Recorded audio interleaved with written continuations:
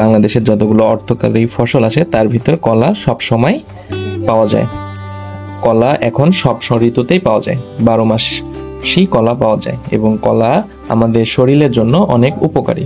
আর কলা অনেক পুষ্টিকর একটি ফল। কলা হ্যালো ডিয়ার ভিউয়ার্স, সালামু আলাইকুম সবাইকে। কেমন আছেন আপনারা সবাই? আশা করি সবাই অনেক ভালো আছেন।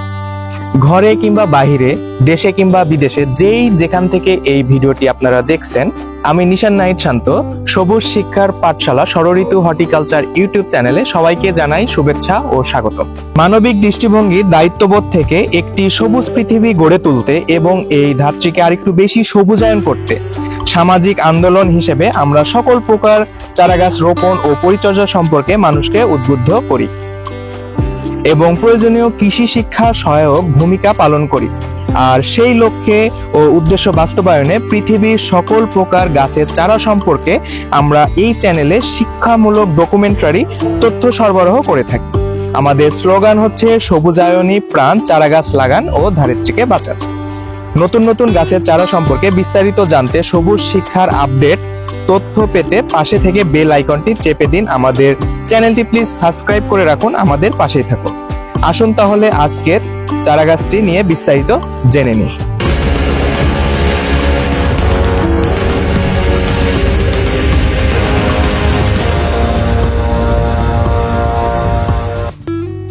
আজকে আমাদের প্রতিবেদনের মূল বিষয় হলো কলা গাছ নিয়ে। কলা বাংলাদেশের একটি প্রধান অর্থকরী ফসলের ভিতর অন্যতম। আর কলা আমাদের দিকে সবচেয়ে প্রচলিত ফলগুলোর মধ্যে অন্যতম। বাংলাদেশের যতগুলো অর্থকরী ফসল আছে তার ভিতর কলা সব সময় পাওয়া যায়। কলা এখন সব ঋতুতেই পাওয়া যায়, 12 মাসই কলা পাওয়া যায় এবং কলা আমাদের শরীরের জন্য অনেক উপকারী। আর কলা অনেক পুষ্টিকর একটি ফল। কলা সব দিক দিয়ে কাজে লাগে। কলা ফল হিসেবে আমরা খাই, কলার গাছ আমাদের অনেক কাজে লাগে, কলার পাতা গৃহপালিত পশুর খাবার। এছাড়াও অনেক উপকারী দিক আছে কলার। এছাড়াও কলার অনেক ঔষধি গুণ আছে। কাঁচা কলা আমরা সবজি হিসেবে খাই, তরকারি রান্না করে, এবং পাকা কলা ফল হিসেবে খেয়ে থাকি। কলার অনেকগুলো জাত আছে, অনেকগুলো প্রজাতি আছে এবং কলা আমাদের শরীরের জন্য অনেক উপকারী। আর কলার যেহেতু একটি বাণিজ্যিক ফসল বাংলাদেশের প্রেক্ষাপটে, তো কলা চাষ নিয়ে আজকে আমাদের বিস্তারিত আলোচনা থাকবে এই প্রতিবেদনে। আমরা প্রথমত কলা চাষ নিয়ে বলে থাকি। কলার চাষের জন্য কিছু পদ্ধতি আছে। যেমন আপনারা যদি বাণিজ্যিকভাবে বড় একটি কলার বাগান করতে চান, সেক্ষেত্রে বড় একটি জমি নির্বাচন করে সেইখানে যেই কলাটি আপনারা চাষ করবেন, কলার অনেক রকম প্রজাতি আছে, তো প্রথমে সেই প্রজাতি সিলেক্ট করে তারপরে আপনারা নির্দিষ্ট নার্সারি থেকে উপযুক্ত সুন্দর, স্বচ্ছ এবং সতেজ চারাগাছ সংগ্রহ করে প্রথমত রোপণ করতে হবে। তারপরে সেখানে সার দিতে হবে। কলাতে কিছু সার আছে যেগুলো দিলে খুব কলা ভালো চাষ হয়, ভালোভাবে উৎপন্ন হয়।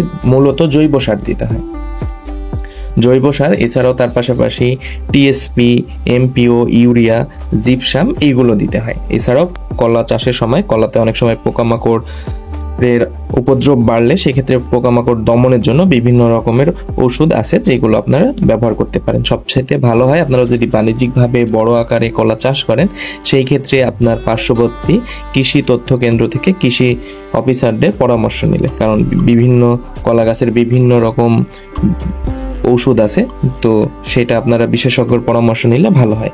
এছাড়াও যদি আপনারা চান নিজের বাসা বাড়ির আঙিনায়, এমনকি এখন উন্নত জাতের অনেক চারা আছে যেগুলো আপনারা টবেও সংগ্রহ করে লাগাতে পারেন বাসা বাড়ির আঙিনায়। এছাড়াও পুকুরের পাড়ে, এখন পুকুরের পাড়ে যেহেতু বাংলাদেশে অনেক পুকুর হচ্ছে বর্তমান সময়ে, তো পুকুরের পাড়ে অনেক কলা গাছ চাষ হয়, কারণ পুকুরের পাড় কলা গাছের জন্য উপযুক্ত একটি উদ্ভিদ। তো এইভাবে আপনারা চাইলে কলা গাছটি বড় করতে পারেন আস্তে আস্তে। আর কলার বাণিজ্যিক মূল্য অনেক। কলা প্রায় 20 থেকে 40 টাকা হালি দরে বিক্রি হয়। মানে 4টা কলার দাম 40 টাকা, একটা কলার দাম প্রায় 10 টাকা করে। এটা সময় ওয়াইজ বা অবস্থান ভেদে বাড়তেও পারে, কমতেও পারে। তাহলে ভাবুন একটা ফুল কলার যে বাঁধা থাকে সেইখানে কতগুলো কলা থাকে, তো একটা ছড়িতেই কতগুলো কলা থাকে। তো এইভাবে বাণিজ্যিকভাবে ভাবতে গেলে কলার অনেক বাণিজ্যিক সম্ভাবনা রয়েছে। তো এই জন্য কলা আপনারা চাইলে বাণিজ্যিকভাবে চাষ করতে পারেন, সেখানে অনেক আর্থিক একটি সম্ভাবনা আছে। আর কলা আমাদের শরীরের জন্য উপকারী। তো তো এই ছিল আমাদের কলা চাষ নিয়ে বিস্তারিত। এতক্ষণ আমাদের সাথে থাকার জন্য সবাইকে অসংখ্য ধন্যবাদ। প্রিয় ভিউয়ার্স, এতক্ষণ আমাদের সাথে থেকে ভিডিওটি দেখার জন্য আপনাদের সবাইকে অসংখ্য ধন্যবাদ। আমাদেরকে এইভাবে সাপোর্ট করে যাবেন, আমাদের ভিডিওটি দেখবেন, আমাদের ভিডিওটি শেয়ার করবেন, কারণ আমাদের উদ্দেশ্য হলো পৃথিবীকে আরেকটু সবুজায়নে সাহায্য করা।